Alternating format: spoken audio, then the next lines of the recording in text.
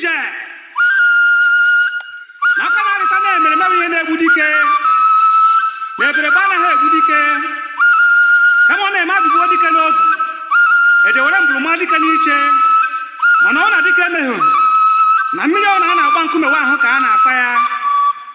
Maazị Polinus Nwankwọ oche ndị Izuọgụ onye ọma ụmụnne ya onye ọma iji eje mba ke maka High Chief Dr. Charles Babatunde Ezekwem Ọkigwe one of Ọkigwe ọgbụdọgburu ọjị ike ndị Ọkigwe ndị anyị ji biri ekene enu Prince onye abụ Igbo nwanne ya ji Igbo nwere onwe a na-egbu achara na ndị Izuọgụ Igwe Amond nke mbụ na Johannesburg, former chairman APU South Africa, director Prince Moore Associates ndị ọma. Kedu maka Maazị Uche Ọhịa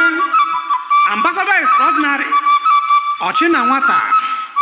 ije ụmụ okorobịa kuchie na ekere mgba maka na ike ji nke ya wa pụrụ iche. His Royal Highness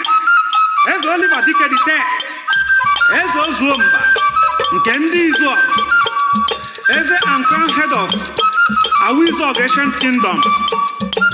Eze ekenekwe ngụ ke maka Prince Victor Chikata Dike Bugharịa Izuọgụ ọnwa gburugburu agbarụsịa ngene kuru ngene ṅụọ arụsị Izuọgụ mkpokpo ke maka Chief Anthony Onyeabụ Okereke Omereọha gburugburu ọnwa bara ekpe ọnwa na Ịbada nwa ndị Awa na Ugwuorima Traditional Chief Priest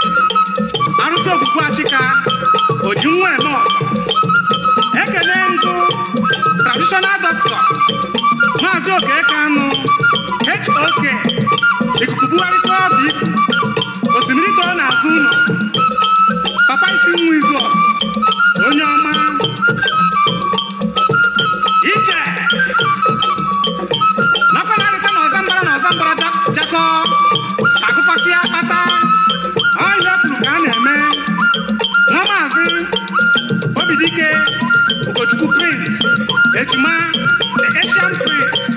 Ugomale isi nwa Izuọgụ mbụbadịrị Malaysia kute mmiri ọma mbụba Awa na Ugwuorima ekenekwe ngụ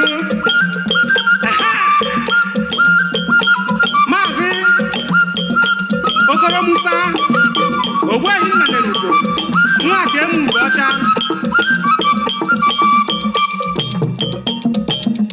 ọka o si mee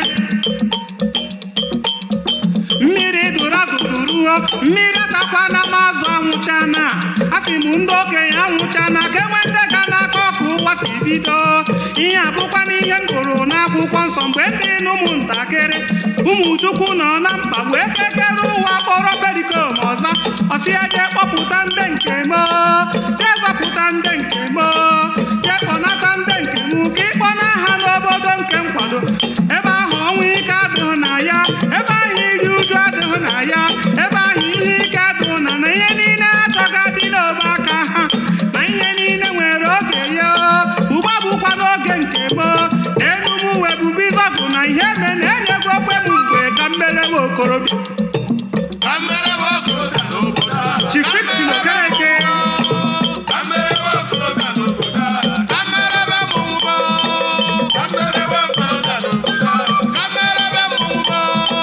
kpọkuenu ụmụnna gị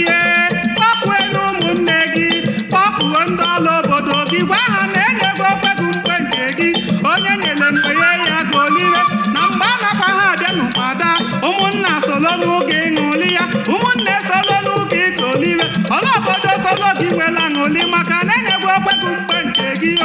etu na-aṅụ m oweti ṅụwa akwa ma ndị na otu ube solo ha wee ṅụlụ ego eriri eri ka eji amanụ dị mgbe onweghị ihe ọza ga-eji chetenu na ụmụnna nwezuo na-akụ n'elu ụwa ndị iro ga-akpara ụkpa ha wee naba enu m wee bụbu Izuọgụ na ihe eme enyego okwe m mgbe ka mmerewe okorobịa Chief Dixon Okereke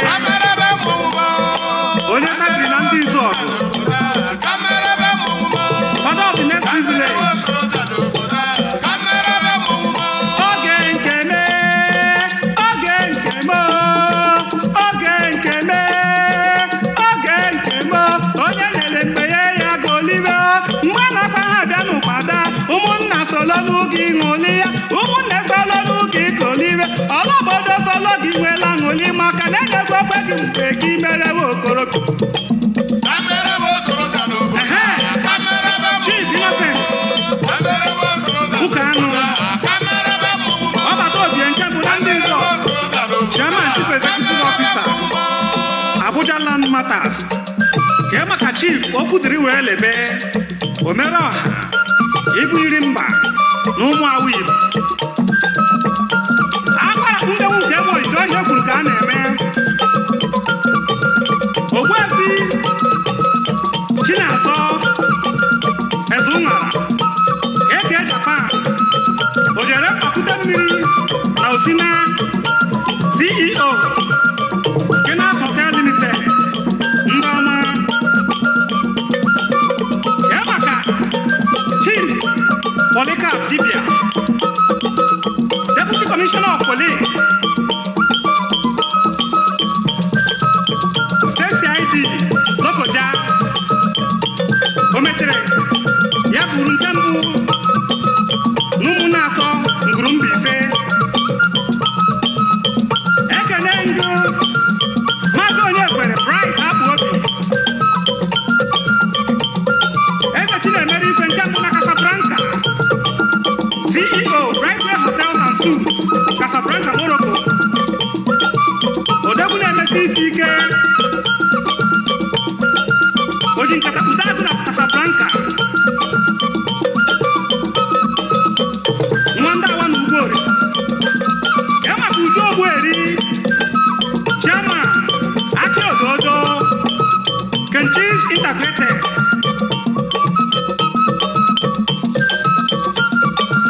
obere nwa Ogbueri Abogi nwa ketere oke Izọgụ na India na New Delhi kee maka Maazị Onyeji Nwankwọ igwe nwe onwe na-atụ egwu uru ka na tupu ije ọhịa kwuru ka a na-eme Prince Oke Mbabike ọdụm dọgburu akụ nke mbụrụ ihu ọka igwe ndị ọma Maazị Osti Ikoro Ebunudo odegwu ndị amazi ikpe akapụta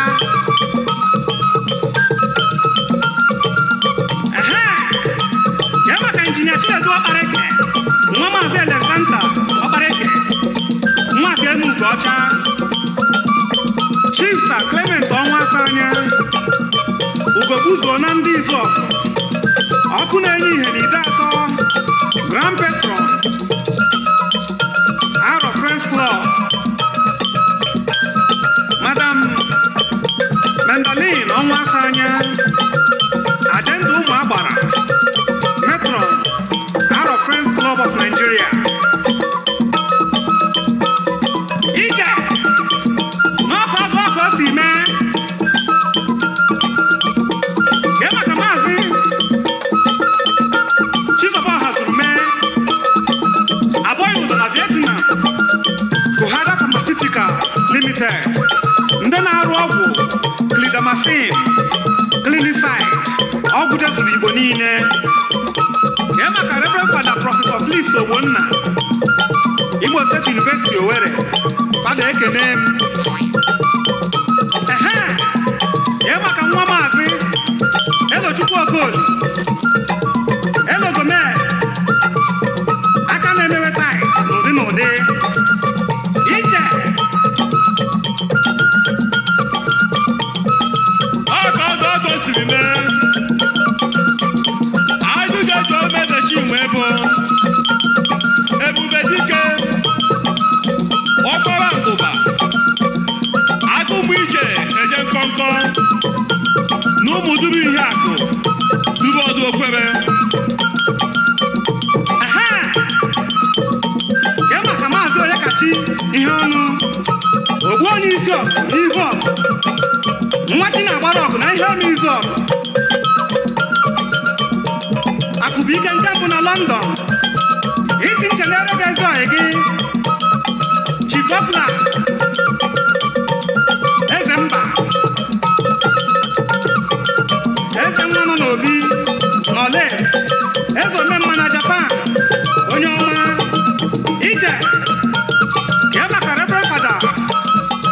Ụzọma ọdụ eze fada nọ na ndị ọgbọ ọma nwa mba anọ Ajụjụ jụọ Mr. Chijioke Obiora ụbọkụbọkụbọkụ n'ụmụ oji igwurubọkụ ọdụ na Anambra steeti.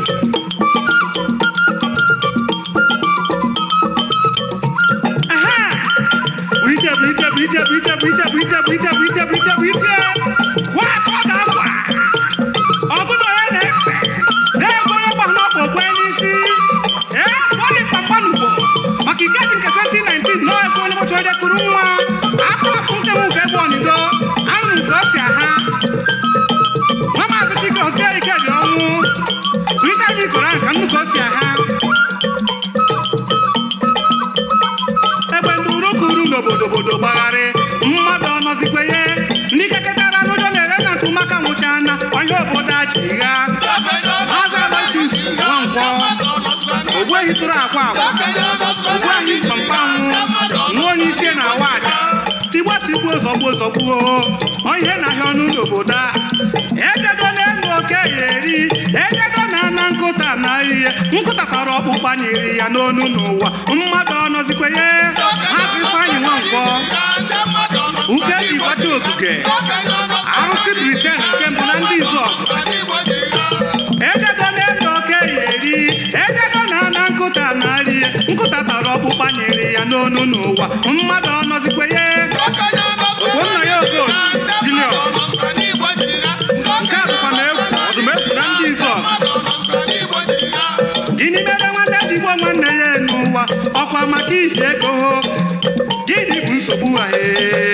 ebe n'ebe egbugo ya maka ụkọchukwu anyanwụ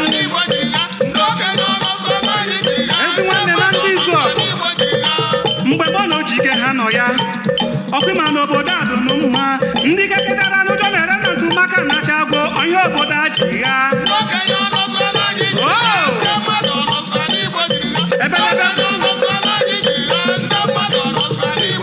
geto mba dị iwe ha nwụchana obodo agha sasichagwo Izọgụ na ihe mere onye asị m unu bunye hụ unu tienu na ana ka emezi obodo anyị yo